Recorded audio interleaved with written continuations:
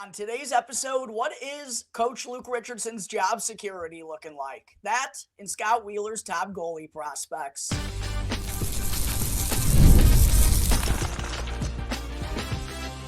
You're Locked On Blackhawks, your daily podcast on the Chicago Blackhawks, part of the Locked On Podcast Network, your team every day. What's going on, Blackhawks fans? Welcome back to another episode of Locked On Blackhawks, part of the Locked On Podcast Network, your team every day. As always, I'm your host, Jack Bushman. You can find me on X at Jack Bushman2. Go and do me a quick favor as well. If you're watching on YouTube right now, hit that like button, comment down below, and especially subscribe to Locked On Blackhawks on YouTube. It's 100% free, won't cost you anything, and is also the best way that you can show some support as I'm currently on the climb to 2,000 subscribers. Last but certainly not least, got to let you all know today's episode is sponsored by Indeed. Need to hire? Then you need Indeed. Visit Indeed.com/lockedon right now for a $75 sponsored job credit to get your jobs more visibility. All right, good afternoon, everyone. Again, thank you all for joining me on another episode of Locked On Blackhawks, your one-stop shop for all things Chicago Blackhawks. To open things up here today, a fun little conversation regarding Blackhawks head coach Luke Richardson, who's now been behind the bench for each of the last 2 years, replacing Derek King, who was the interim head coach following Jeremy Colleton, which tried to burn that name out of my brain, but had to bring it up here on today's episode to give a quick reminder of the timeline of things since Richardson has taken over. But obviously, you know, with the Blackhawks being in this elongated, full-scale rebuild, I do believe they have a much better head coach than they previously did, although that's, you know, not really saying that much. But to be fair, things haven't been that much better over the course of the last 2 years since Luke Richardson has taken over. And because of that, a question I get all the time, whether it's, you know, from some of my buddies or people in the comment section for Mailbag Monday or just interacting with other people on X and whatnot, a question that I see a lot or a question that I get very often is, are the Blackhawks considering letting go of Luke Richardson, or do I believe Luke Richardson is the head coach of the future here in Chicago? So I figured I would dedicate, you know, an entire segment to this and talk out loud and kind of share my feelings on the matter. And interestingly enough, Scott Powers of The Athletic, in a column that he wrote a couple of days ago, brought up something about Luke Richardson, that he's currently entering the third year in his 4-year contract that he inked here in Chicago, but the fourth year of that deal is a team option. And Powers noted that while he doesn't have any indication that the Blackhawks are going to go in this direction, figuratively, theoretically, they could walk away from Richardson should they wish following the end of this season. So I'll also talk about whether I believe Richardson will wind up getting that fourth-year team option. But to kind of take a look at how Richardson has fared since taking over in year one, his first year, not only with the Blackhawks, but as a full-time head coach coming over from the Montreal Canadiens and helping them out through a successful Stanley Cup run that wound up going to the finals. Unfortunately, they fell short to the Tampa Bay Lightning there, but in his first year behind the bench as the head honcho, he went 26-49-7. The Blackhawks had 59 points, third worst record in the entire NHL, eighth in the division, dead last place. And last year, you know, I thought things were going to get better, but for a number of different reasons, players not maybe living up to the expectations I had and a lot of people had going into the year. Also, I think injuries derailing things off the path, you know, in November and December really kind of spearheaded the Blackhawks in the wrong direction. But somehow things got worse. The Hawks were 23-53-6. They only amassed 52 points. Again, were dead last in the Central Division. So combined, Luke Richardson's head coaching record is not very good. 49-102-13 with a .338 points percentage. So yeah, the numbers obviously don't look very pretty. However, you do have to put into perspective the hand that Luke Richardson has been dealt. The first year, I don't think you can really blame him whatsoever, considering that team was basically their leading scorer was Max Domi for the entire season, who didn't even play the second half with them. He obviously got traded. Patrick Kane got traded. There was just a lot of bigger picture things going on with the Blackhawks, and their performance on the ice was not expected to be very good, and it wound up not being very good at all. This year, I figured they were still going to be around the bottom of the league, I think. Generally, that was the expectation, but I certainly didn't imagine things going worse. At the same point in time, still taking a look at the roster, it's hard to argue that Luke Richardson really could have done much more with the hand that he has dealt. And there are some pros since he has taken over. I would say noticeably the Blackhawks have turned into a much harder working team, and that compete level, you don't question it as much as you did under, Jeremy Colleton for a year or a year and a half there, however long he served as head coach. The Blackhawks' general effort level has been much improved. I also think they're much harder to play against, and even against, premier teams. Sometimes they do get blown out, yeah, but it's mostly because of a lack of talent, not a lack of effort. So that's one thing I do have to tip my hat to with Luke Richardson. The Blackhawks' effort level, you can't really question that very often under his leadership.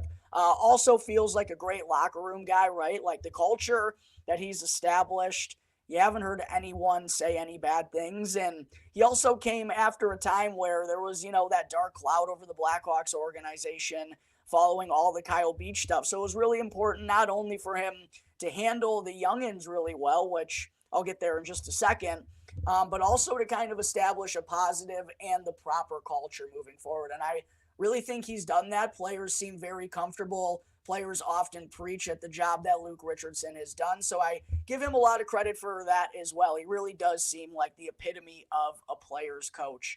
And again, no one really has bad words to speak about him whatsoever. So considering the bad hand that he has been dealt, I do think there are a lot of positives. And, the only real negatives you could say is that the team still isn't winning, which, you have to take with a grain of salt. The other thing I would say is maybe how he's handled some certain guys. I would question kind of the way he's generated lineups and the way he's used players in certain roles. I don't necessarily agree with always, like how Lucas Reichel was utilized for like a 20 to 30 game stretch there where he's playing with fourth liners. And I get the message he's trying to send, but it's just not a spot that's going to work out for him. So there are a couple little things, but it's still nitpicking considering, again, kind of the roster makeup that he's kind of had to utilize. So as far as whether Luke Richardson will get a fourth-year option, quite honestly, this year is gonna have a big impact in that. So I can't really give a yes or no for sure, but I can give you my general idea. I believe it would take a lot for him to not get that fourth-year team option. It feels like the Blackhawks, I know they're still not winning. The record doesn't look good, but it doesn't feel like they're upset with anything Luke Richardson has done. If anything, it's been a little bit on the opposite side of things. So I would be really shocked if he at least didn't get that fourth-year team option, but this year is going to be really big for him. I mean, this is the first time there are some somewhat expectations around this Blackhawks team, and the front office, the fan base, everyone wants this team, to take that next step. And if they don't, people are going to start pointing fingers a little bit more than they have in the past for sure at Luke Richardson. Then you have to wonder if the organization could have any wandering thoughts about moving on in a different direction because they could have that option going in the offseason. But again, I think it's very unlikely that Luke Richardson doesn't play out the 4-year contract and get that team option. Whether, though, he's the coach of the future, that's still very up for grabs. And I know that's not an answer or a take that people came to this video for or people want to hear. But quite honestly, we just don't know enough at this point in time because there hasn't been any bona fide talent. There hasn't been any depth on this team to kind of judge him on wins and losses. And as far as off the ice stuff goes, I would give him a thumbs up in that category. But there's going to come a time this year where wins and losses are going to start mattering a little bit more. And if the losses continue to pile up, again, that might cause a little bit of a rift in the Blackhawks' plans. So, yeah, this is going to be a very telling season for how far the Blackhawks are still away from getting in playoff contention. It's also going to tell us where some of their up-and-coming prospects stand and a little bit more about their true upside at the NHL level. And it's also going to let us know a little bit more about how good of a job Luke Richardson has done, as well as general manager Kyle Davidson up in the front office. All in all, going to be a very telling season for the Chicago Blackhawks. But there are my thoughts on Luke Richardson's current job security. Coming up in just a moment, I'll dive into Scott Wheeler's top 20 drafted goalie prospects. But first, real quick, I need to talk to you all about Indeed. We're driven by the search for better, but when it comes to hiring, the best way to search for a candidate isn't to search at all. Don't search, match with Indeed. And if you need to hire, then you need Indeed. And Indeed is the best matching and hiring platform with over 350 million global monthly visitors according to Indeed data, and a matching engine that helps you find quality candidates in an instant. And Indeed doesn't just help you hire faster. 93% of employers agree Indeed delivers the highest quality matches compared to other job sites, according to a recent Indeed survey. And one of the things that I personally love about Indeed is that it makes hiring all in one place so simple and easy, because you can skip out on the countless job sites, the different avenues and paths that you have to take. And sometimes you have to give unnecessary info, and it doesn't wind up leading you anywhere. So go and join the 3.5 million businesses worldwide that use Indeed to hire great talent in an instant. And listeners of this show, you'll get a $75 sponsored job credit to get your jobs more visibility by visiting Indeed.com/lockedon. Again, that's Indeed.com/lockedon. Need to hire? Then you need Indeed.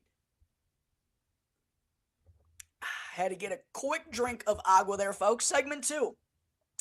Yesterday, I dove into Scott Wheeler of The Athletic, his top 100 drafted prospects list, where 5 Blackhawks managed to sneak their way on it. Be sure to go and check out yesterday's episode if you haven't done so already to see where those prospects, who they were, and where they wound up on this list. But today, I'm going to be talking about Scott Wheeler's top 20 drafted goalie prospects list, which features 20, I did reference that already, which features 20 compared to 100, and 2 Blackhawks goaltender prospects found their way on this list as well. And it's not very surprising which names found their way on this list, but still interesting to see kind of how Scott Wheeler has them shaking up against the other top goaltender prospects in the league at this point in time. So diving into things, number 1 and number 2, Wheeler has in kind of their own tier, and I would firmly agree. There is a debate who's 1 and 2, though, interestingly enough, and unfortunately for us Blackhawks fans, we're probably going to be seeing at least a lot of one of these guys. Another one could reportedly be on the trade block. But number 1 for Wheeler is Jesper Wallstedt, who I still couldn't believe wasn't the first goaltender off the board, and I believe that was the 2021 NHL draft at this point in time. And the man, most people have him in a debate with as the top goalie prospect in the league right now, is Yaroslav Askarov from the Nashville Predators, a prospect that, if you remember, there were Blackhawks insider videos from that draft, the Blackhawks calling to try and make a trade up to get Yaroslav Askarov potentially. Of course, that didn't wind up happening. But yeah, he and Wallstedt, they're neck and neck as the 2 best goalie prospects. The reason why I say we're going to see probably only one of them a lot, that's Jesper Wallstedt in Minnesota. He's the goaltender of the future there. Askarov was slated to be the goalie of the future in Nashville, but of course, the Preds just signed UC Saros to that fatty extension, and then Askarov had an interesting Instagram post saying like everything happens for a reason. So you have to wonder if the Predators are going to think about trading him at some point, and he could net a lofty return, and with them kind of making a true run at contention for the first time in franchise history, you have to wonder if they could use those assets or take something back to help them kind of for a playoff run later on in the season. So that'll be an interesting development to follow throughout the course of the season. Next up, Jacob Fowler, 3 for the Montreal Canadiens. What a past year he just had after getting drafted after Adam Guyan, which is a little bit of a tough pill to swallow over a year removed from Guyan being the first goaltender off the board. Number 4, Spencer Knight for the Florida Panthers. It's been a rocky roller coaster ride for Knight since he turned pro, but you can't forget the kid's only 23 years old, and it looks like things are back on track for him to return to the NHL next season, and that's kind of ace up the sleeve type of guy, type of prospect for the Florida Panthers, right? They go and win the Stanley Cup. Oh yeah, don't forget Spencer Knight. Yeah, it hasn't been the prettiest start to his NHL career, but still, of course, has a very high ceiling. There was a reason he was in the NHL at his age. So, yeah, it's going to be interesting to see what kind of goaltender he develops into. Next up, number 5, Devin Levi, number 5 for the Buffalo Sabres. 6, Dustin Wolf for the Calgary Flames. 7, Sebastian Cossa for the Detroit Red Wings. 8, Trey Augustine for the Detroit Red Wings. That's kind of a dynamic duo of the future potentially for the Red Wings. Going to be interesting to see who between those two winds up being the goalie of the future. Cossa, of course, a couple of years ahead in the development progress ahead of Augustine. Cossa went ahead of Jesper Wallstedt. Shocked me that he was the first goalie off the board. Number 9, we have our first Blackhawk. It's Drew Commesso, baby. Love to see Commesso in the top 10 here. I agree. I think he is one of the top 10 best goalie prospects in the league right now, and I think he is going to be the goalie of the future for the Blackhawks. But Wheeler talked about his poise and his maturity for his age, and I think that's a result of all the good experiences that he's had for his age. Wheeler also pointed out that while he's not the biggest, he does have decent size, 6'2", but he's very technically sound.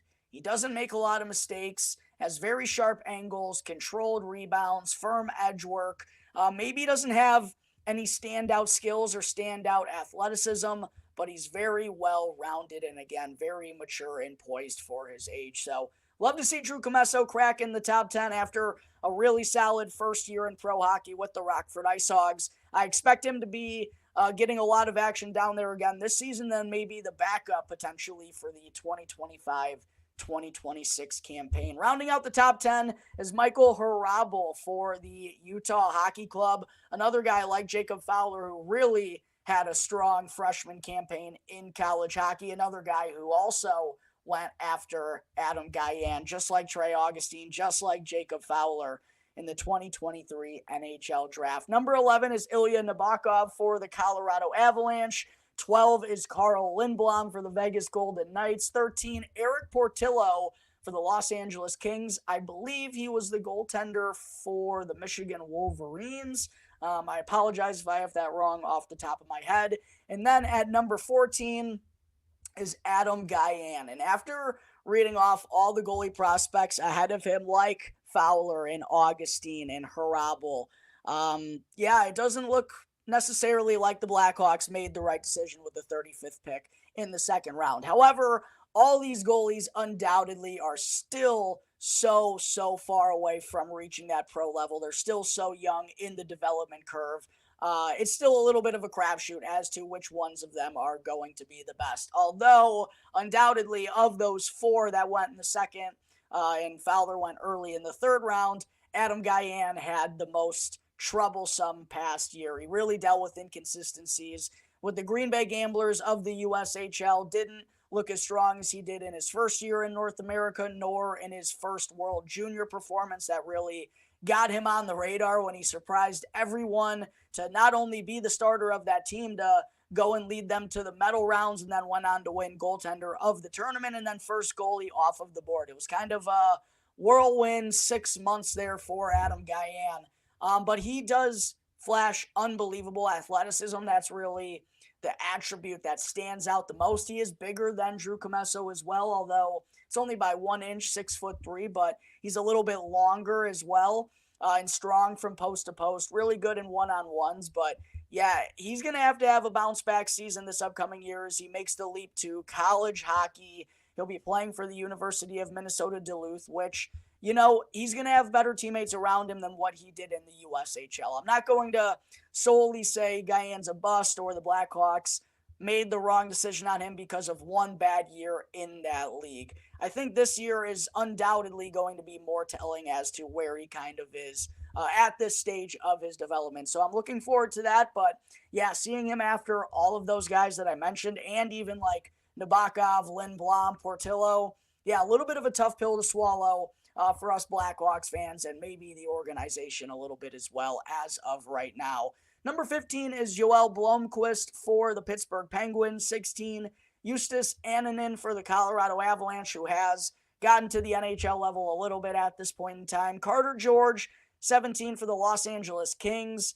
18, Sergei Ivanov for the Columbus Blue Jackets. 19, Dylan Gerand for the New York Rangers. And then 20, Dennis Hildeby for the Toronto Maple Leafs. So 2 Blackhawks wind up in the top 15 of Scott Wheeler's top 20 drafted goalie list. There's my thoughts on the matter. All these guys, it's still a little bit of a crapshoot, other than I would really say the 2 at the top, and then Spencer Knight, Devin Levi, Dustin Wolf, they've bursted onto the scene a little bit.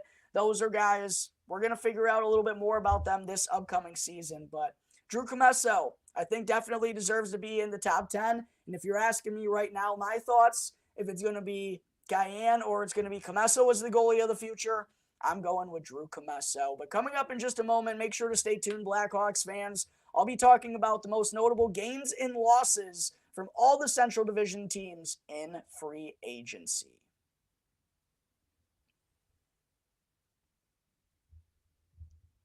Back here on the Locked On Blackhawks podcast, part of the Locked On Podcast Network, your team every day. Be sure, again, to go and hit that like button, comment down below, and subscribe to Locked On Blackhawks on YouTube as well. Also, go and follow Locked On Blackhawks on X. I'm closing in on 2,000 followers there, so I could definitely use the help. It also won't cost you anything. And be sure to go and check out the new Locked On Sports Today while you're at it, because Locked On has launched the first ever national sports 24/7 streaming channel on YouTube. And Locked On Sports Today is here for you 24/7, covering the top sports stories of the day with the local experts of Locked On. Plus, our national shows covering every single league. So make sure to go and check out Locked On Sports Today on YouTube and to subscribe to the first ever national sports 24/7 streaming channel. All right, segment 3.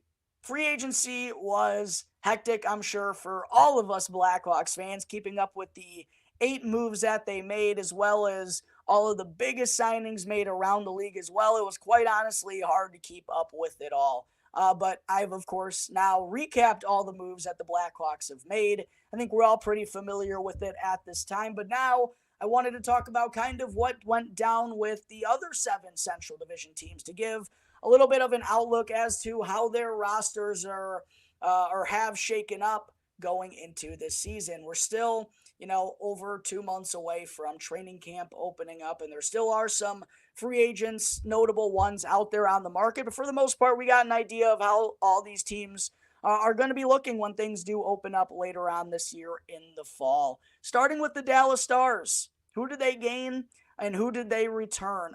Matt Duchene was a notable return for them as he signed a 1-year deal. I thought he would have been a good target potentially for the Blackhawks. Pardon me.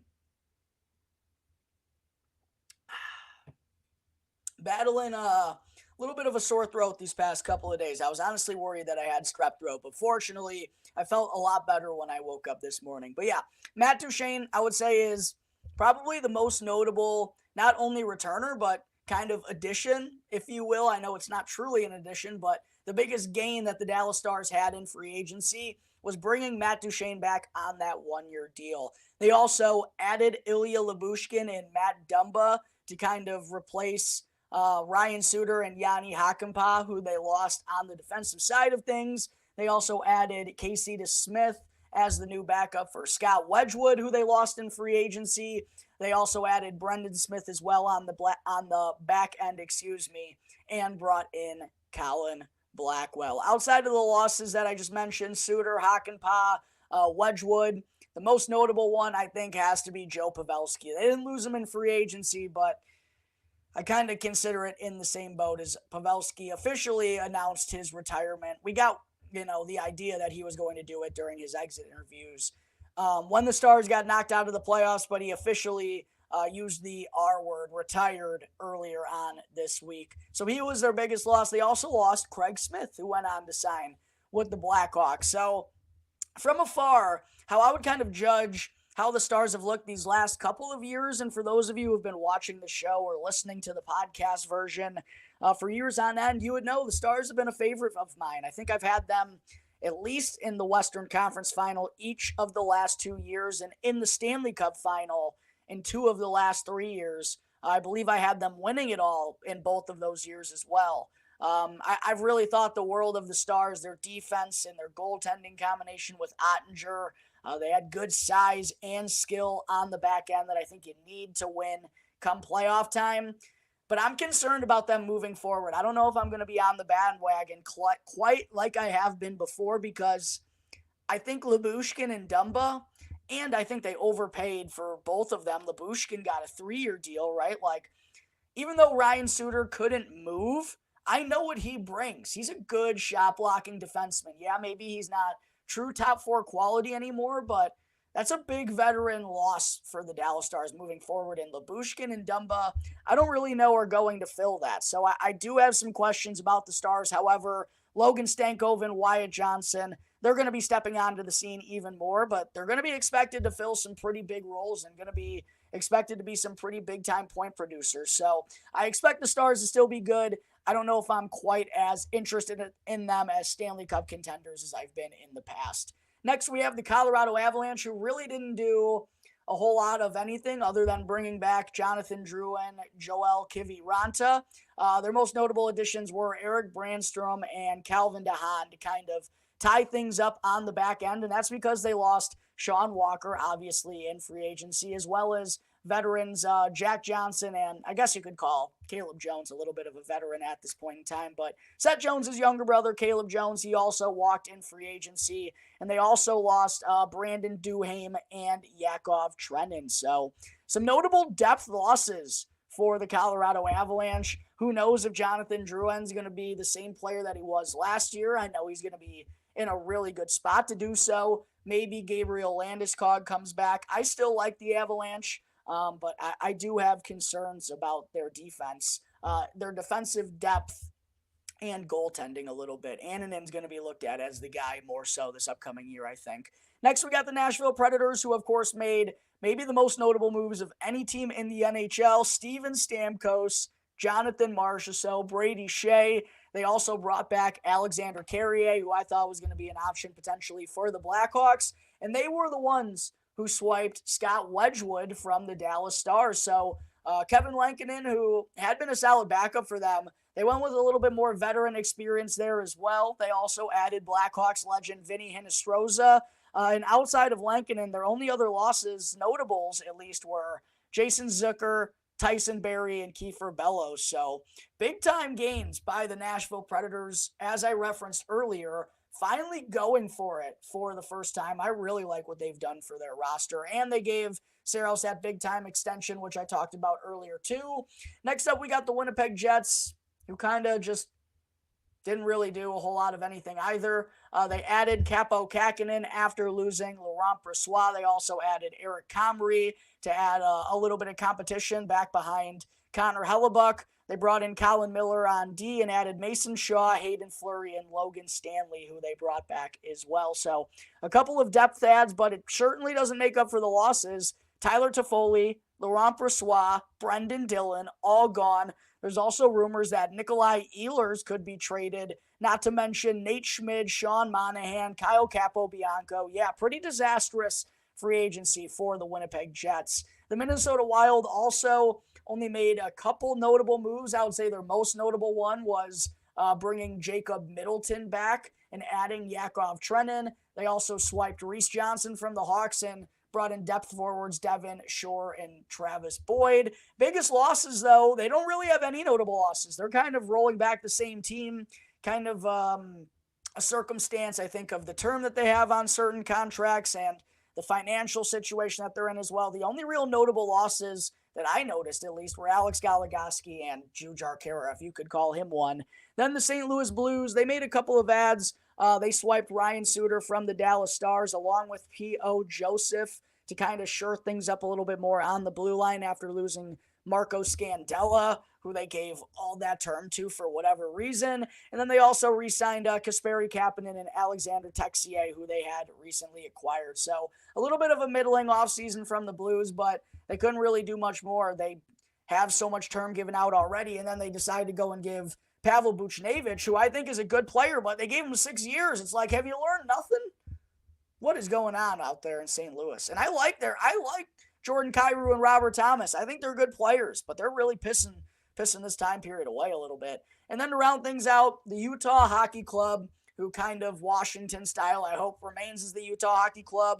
And if they don't, it has to be the Utah Yeti. Didn't really make many notable additions. I would say John Marino signing a 4-year deal is maybe their most notable one. Kevin Stenlund, Kevin Connaughton, Ian Cole, couple of veteran defensemen there. But they did only lose Travis Dermott and Travis Boyd. So it's pretty clear the focus point for this organization is cue up the Squidward future gifts. They just want to let their young prospects get as much time as possible. And I understand it, but it's going to be a long road for this Utah Hockey Club. Way too early rankings as far as where I think all these teams stand at this point in time. I have Colorado at the top. I have Nashville right behind them, though, at 2, and the Dallas Stars at number 3. I think it's pretty clear those are the top 3 teams in the division. The next range, you could kind of jumble it up any way you want to, I think. I have St. Louis, interestingly enough, at number 4. I still think they have a lot of talent there. Winnipeg at 5, Chicago at 6. I think those two teams could be fighting for that 5th spot potentially. Minnesota, I don't really know. They just don't really have that much pure talent. They're only getting older. I have Minnesota 7 and then the Utah Hockey Club at number 8. But that's going to wrap up today's episode of Locked On Blackhawks, everyone, as always. Thank you all again for joining me on the show. Go and follow Locked On Blackhawks for free right now wherever you may be listening to your podcast, and to subscribe to Locked On Blackhawks on YouTube. That way you can get the latest episode as soon as it's uploaded each and every day. As always, I'm your host, Jack Bushman. Find me on X at Jack Bushman2. Check out Talkin' Hockey as well for all the latest Blackhawks news and updates. So until the next episode, everyone, have a good rest of your days. I'll see you on the next episode of Locked On Blackhawks, part of the Locked On Podcast